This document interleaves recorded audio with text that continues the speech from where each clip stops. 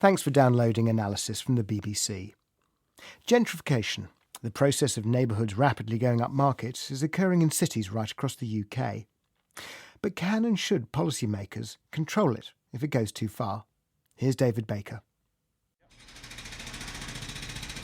It's a pretty grey morning here in Archway in North London, and there's a huge amount of construction going on around us and a huge amount of traffic driving around that construction, because this is an area that's really going through a transformation. On our left here, a big 15... Archway is typical of many areas in the UK when gentrification is in full swing. You can hardly move there for a crane or a new coffee shop, and there's no sign that that frantic development is going to stop anytime soon. And that's probably good news. Gentrification has produced enormous gains for urban areas like Archway. Incomers, often young, energetic and creative, bring with them new ideas, new business and new money. This is a cafe called the Bread and Bean, and it opened, 3 or 4 years ago now, and I think for me it became symbolic of the beginnings of the gentrification in Archway. Of course, now what's happened is we've gone up that kind of mainstream step, and Starbucks opened about 3 months ago opposite Archway Tube. When this kind of gentrification accelerates, something important happens. A new wave of more affluent gentrifiers arrive, who push out those edgier incomers and transform the area yet again, and not necessarily for the better. And this is a story much wider than just cities. It's about who takes responsibility for the places we live in, wherever they are. I'm David Baker, and in this edition of Analysis, I'll be asking if it's possible to freeze gentrification in this interesting creative phase.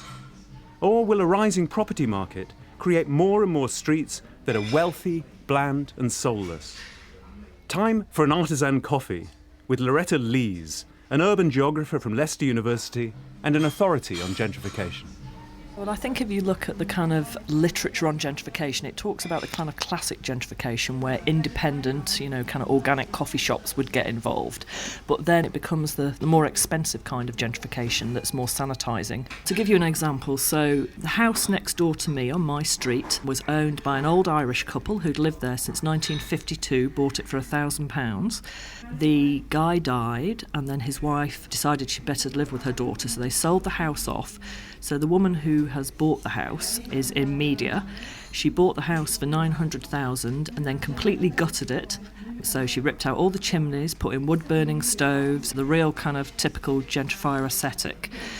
And that's an example of something very recent, but it's an example of that kind of classic early wave gentrification. The problem is the general public see a tarted up landscape, the streetscape gets improved, the quality of shops might be slightly better, but the kind of corollary is that you get displacement and then also a very sanitised environment. So if you look at New York City now, 42nd Street used to be an exciting, gritty place to go and visit as a tourist. Now it's Dullsville.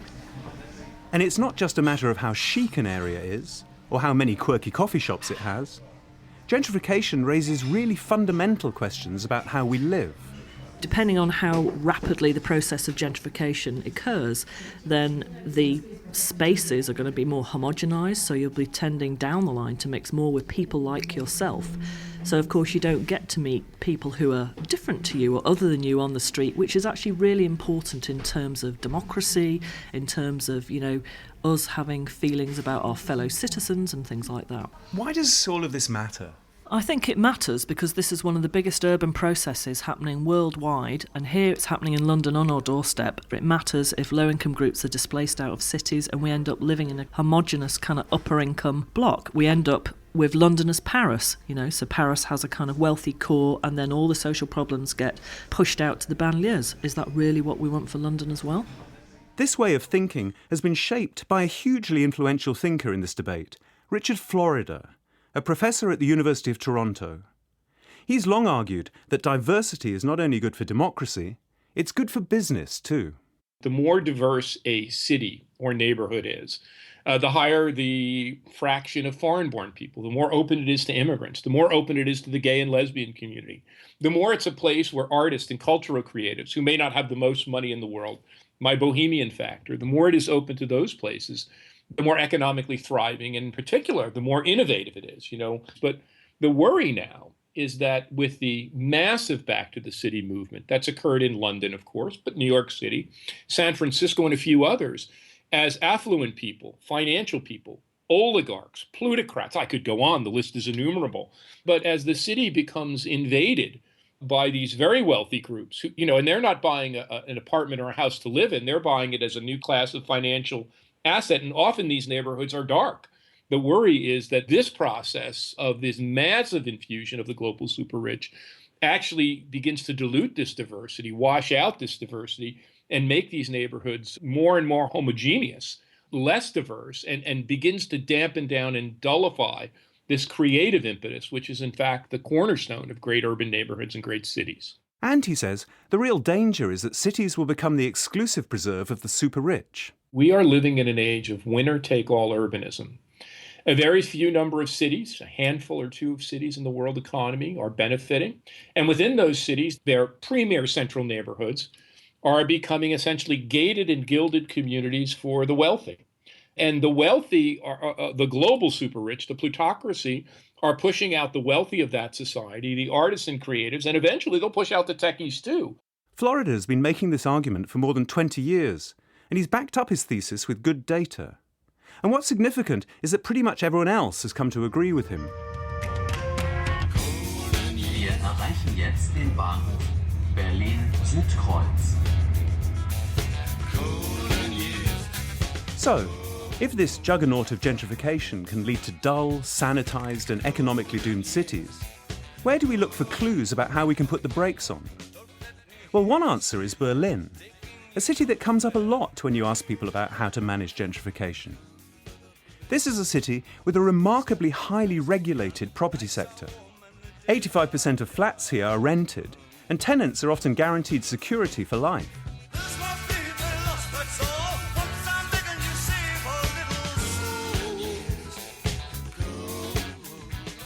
Matthias Berndt is from the city's Leibniz Institute for Research in Society and Space. He sees these regulations as an important way of making the free market function better. It's very much in line with the ordoliberal conception of what the Germans call soziale Marktwirtschaft, which is socially regulated market economy, which is based on the idea that the market is a superior instrument for allocating goods, but at the same time the state should intervene and make sure that the overall results of the workings of the market work in a way which is good for the society. Berlin has swathes of regulations that limit rent rises and protect the security of tenants. But they also go further than this. The Milieuschutz is a law that could have been designed to answer Richard Florida's concerns. Its aim is to stop an area becoming too gentrified. The idea of Milieuschutz is to protect the mix of people who lives in an area at a certain amount of time and which is endangered by rent increases. So what this Milieuschutz does is that it establishes a need for an additional permission if an investor wants to do any building to his apartments. And when he wants to do this, then he or she must get a permission from the borough. And this permission can only be given when what is being done is in line with the aim of protecting the population. So what the most important things that can be done now is to prohibit luxury standards, so second bathroom, marble ceilings, stuff like that can be prohibited by the borough because it would imply rent increases which would be way above what people can pay. Okay, I guess people hearing this might say, sure, the city can have a say in things like whether someone should be an owner or a property should be rented or whatever. These seem to be contractual things. But really, should the city have something to do with marble ceilings or second bathrooms? Is that really the job of the state? Well, why not? I mean, if you want to give low-income people a chance to stay put in an area which has seen massive price increases, then one way to justify price increases in the German rental system is to raise the standard. So if you want to have chances that a nurse can pay an apartment, then she sure won't be able to pay it when it has a second bathroom and marble ceilings. Critics will say that regulations like these suppress development. But in fact, property companies are licking their lips at the opportunities in this fast-growing city.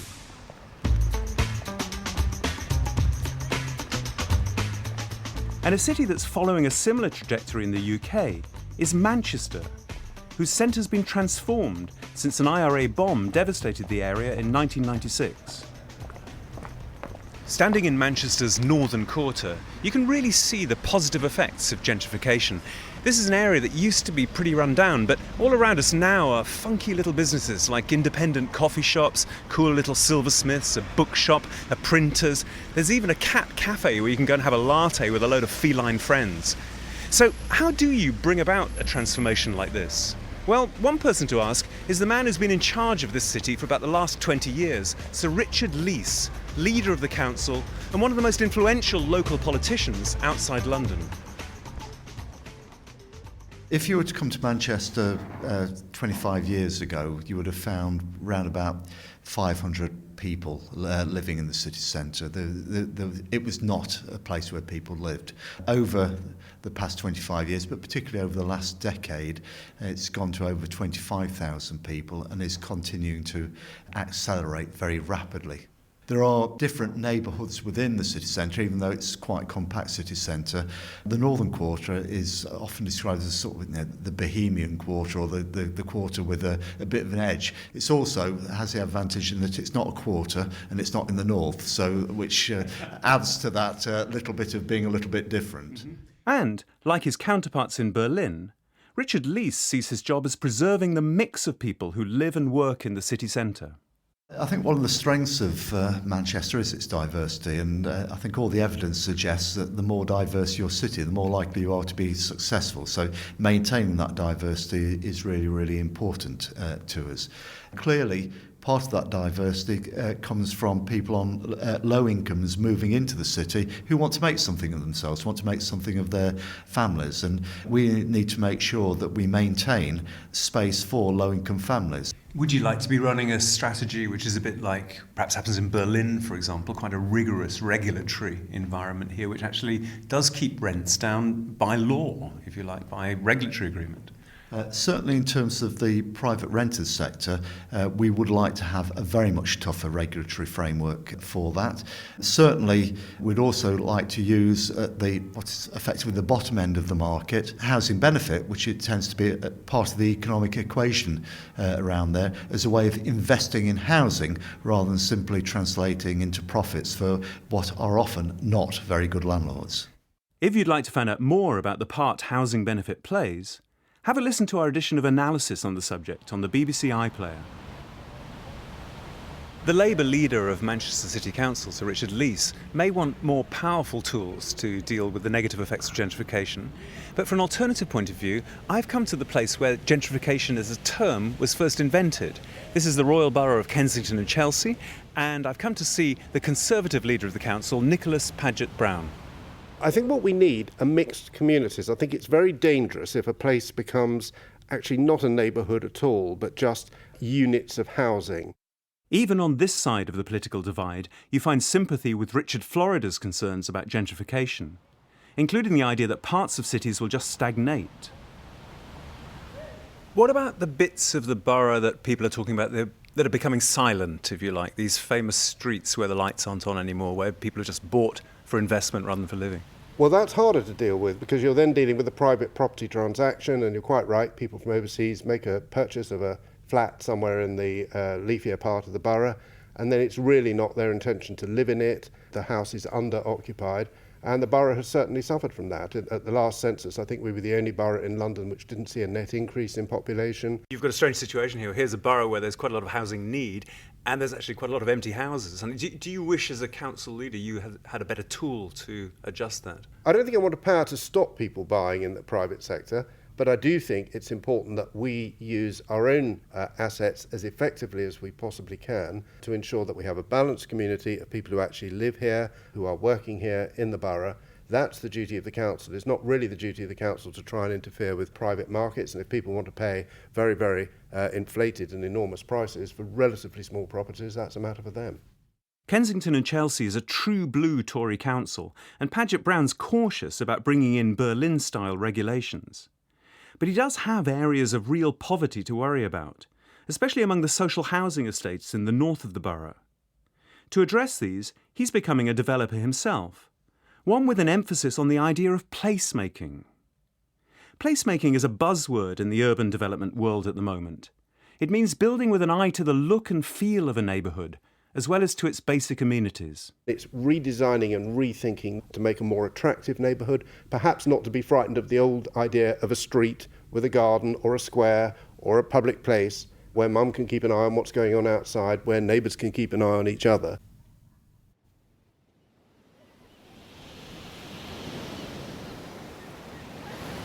I'm looking out at the English Channel from Hastings Pier on the south coast of England. This fine structure recently reopened after falling almost completely into disrepair. Hastings has been a seaside town in decline for many decades, and this project is a symbol of the regeneration that's now happening here. And just up the road are two buildings right next to each other that illustrate very different approaches to gentrification: Rock House and the Hastings Observer Building. I'm going to meet the people behind each of these projects. We've got 46,000 square feet of the former Hastings Observer newspaper headquarters building. You can tell this is a pretty solid building, isn't it? Very robust. My name is Jeff Kirby. I'm the chief exec of All Living Things, which is the development management company. So here's one side of the divide.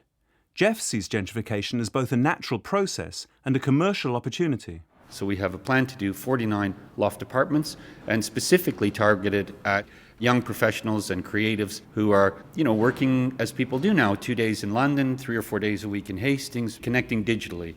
And that, we think, will be a tremendous regeneration initiative for the town, and also, commercially interesting for us, which of course it has to be. He's a big fan of helping as many people buy their own homes as possible. But what happens when prices rise? How can you stop that new generation of creative young people being pushed out?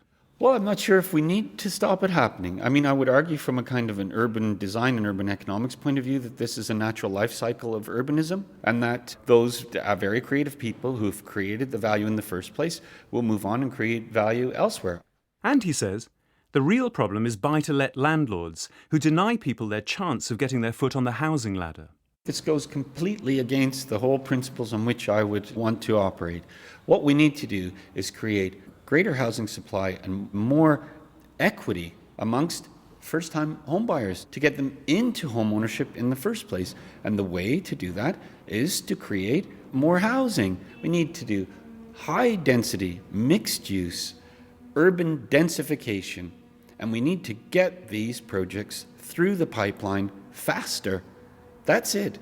More regulation will just make it worse. I mean, we're already in a highly regulated environment, and look what happens. It's all gone wrong, We have interest rates at the lowest they've ever been in this country, and people can't afford to buy a house. How can that be? Jeff Kirby believes strongly in what he calls the natural life cycle of urbanism. Right next door is someone who wants to interrupt that cycle by buying property and taking it off the market. Hi, Jess. Hi, David Baker, BBC. Nice to meet you. Nice to meet you. So, oh wow, what have we got here? So this is the 6th floor of Rock House. There's 9 floors altogether, but this is the top, and it's we get a fantastic view of the sea. Beautiful looking out there over the waves. Jess Steele is a community activist who's playing developers at their own game. She's brought together a group of local people to buy up an old office building and turn it into something of their own. We've had this really fascinating, slightly quirky community, which others will recognise in other parts of the country, which is, full of artists and musicians, full of community workers, really full of people who scrape a living together and are able to do that because the housing and workspaces are affordable. Now, if housing and workspaces stop being affordable, those people disappear. That means the character of the neighbourhood disappears. So how does this people power approach to development actually work? People need to get together and create things like community land trusts, which can actually purchase property or acquire property that might be run down at the moment, raise money to restore it, and then keep it in community freehold long term, so that we can cap the rents, so that we can create some affordable spaces, both residential and places to work, that will last forever, and that will help to protect both the community and the neighbourhood. What effect has Rock House had on the wider area here, this part of Hastings? So in terms of the impact on the local area, we now have a real hub. We've always had creatives in the area, but we now have a real hub for people who are working in creative industries at a small scale, lots of very small micro enterprises, and people who need places to live and want to be involved in the creative local world. So we've got a real hub for that here now, but I think the biggest thing is the ethics of it start to spread and people start to talk about gentrification in a different way.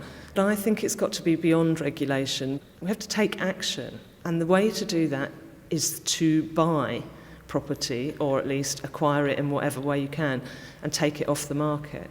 So that's where there's been an awful lot of resistance to gentrification, but there haven't been enough positive, active alternatives developed. And I think there are many, many examples of artists kind of chaining themselves to buildings when they're being kicked out. But there are far fewer examples of groups of artists when the building was cheap, getting together and making sure they actually buy it. And can you, as the landlord, if you like, still get a decent income from that? You can get a decent income. You can't get a stratospheric income and a massive rise in rents and capital value that too many speculative developers are trying to create. You can get a decent income that makes enough money to keep the properties, well maintained and well managed. Jess Steele's approach may feel off the wall, and indeed there are only about 20 projects like it around the country. But here's the interesting thing. Big developers are also interested in doing something very like Jess, becoming long-term landlords rather than selling as soon as they can. Martin Evans is a London-based property developer who's writing a book on regeneration. The biggest issue in my business at the minute is PRS, private rental sector. This is a huge, big shift in private sector residential property development, focusing on build to rent rather than build to sell. The biggest benefit of that shift in building, I think, is that the people who fund those buildings, typically pension funds, large institutional investors, have typically to now been interested in short-term investment in residential property. They invest, they build, they sell, and then they're out. If you're building property to rent, you're in it for the long term. That's significant change in the way those investors operate. It means that in order to keep their customers happy, they want them to stay even longer. So they want their tenants to rent flats for a long time. Why do people rent flats for a long time? Because they like them, because they are in nice places, because where they live is a good place. And so I think we're going to see an emerging greater interest on the part of large property developers and large institutional investors in making the kind of places that make people feel happy. So we're now in the residence lounge area. Mm-hmm. This is where the concierge is based. We've got a concierge on site who's here Monday to Saturday. Right, and actually this feels a bit like a hotel, really, isn't it? It's like a reception area. It's kind of a cool hotel in somewhere like Barcelona or Buenos Aires. Well, that's exactly what we're looking at. An example of the PRS model is taking shape in Barking in East London. Grainger, a well-established UK developer, has built a block of 100 1-, 2- and 3-bedroom flats that are for rent, not for sale. The idea is that people want to stay longer and form a community. And according to Helen Gordon, Grainger's CEO, who I met in one of the flats for rent, that's also good for her business. I'm Helen Gordon, Chief Executive of Grainger. The business argument for doing this, the reason we really want to invest in communities is we want them to stay. As most people know that when they move house or when they move, if they're a landlord, they know that when your tenant leaves, your customer goes, you have to refresh the place, and we want people to stay longer because obviously that makes a good investment case for us. And it's a very different model than the private developer for sale. So when we're specifying buildings, the sort of things we're looking at is, how are things going to be in a few years' time? How are we going to enable this community to develop, and how's it going to stay there? Because we have a long-term relationship with the building, with the environment, with the community. The important thing about rental is that doesn't stop when the houses are finished. It carries on. If the environment around this building was deteriorating, that affects our investment. And so we will be having a constant dialogue and getting engaged in that community for that reason. Do you make more money by having longer term tenants in this way as a developer? Yes. We make more money by actually keeping our residents happy, keeping them here, not having the same degree of turnover and keeping a relationship with them. By and large, when people like the building, they look after it, they stay longer, they make it their home. It's more profit for you. It is more profitable, yeah. This is an attractive model that combines the interests of developer, resident, council and local community.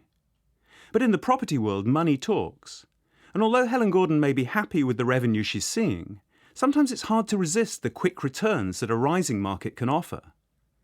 Maybe the answer to the question, can we have too much gentrification, is no, but we need to find ways to manage it.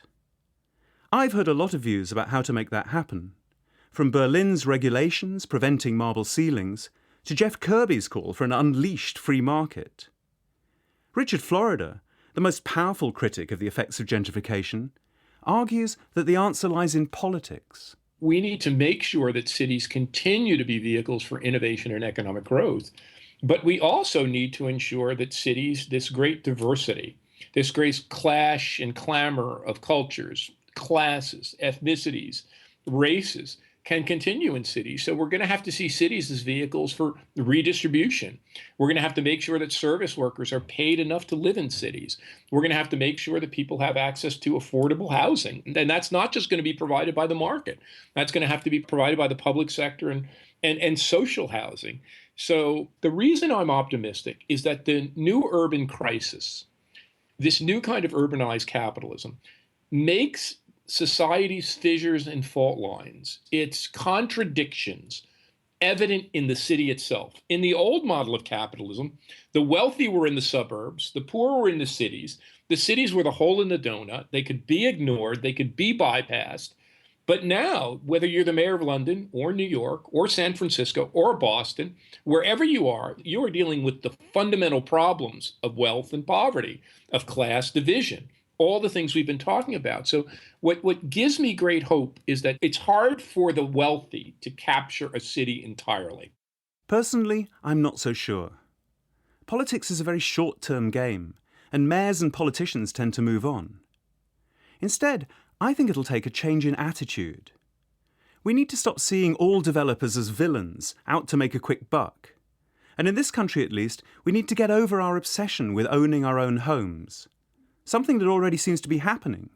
Just 64% of people in the UK now own, compared with 70% just over a decade ago. And I also like the idea of us all becoming placemakers, getting involved with schemes that really have an eye to where we live. Maybe we need to think less about property as an asset class, and more about our responsibility for the kind of neighbourhoods we want to live in. Analysis was presented by David Baker and produced by Peter Snowden. Next week, Edward Sturton asks what leaving the European Union means for Ireland, both north and south. Do get in touch with us. Our email address is analysis@bbc.co.uk. And why not leave us a review or give us a rating on iTunes? And while we're here, I can recommend another fine podcast, The Why Factor, asking why we do the things we do.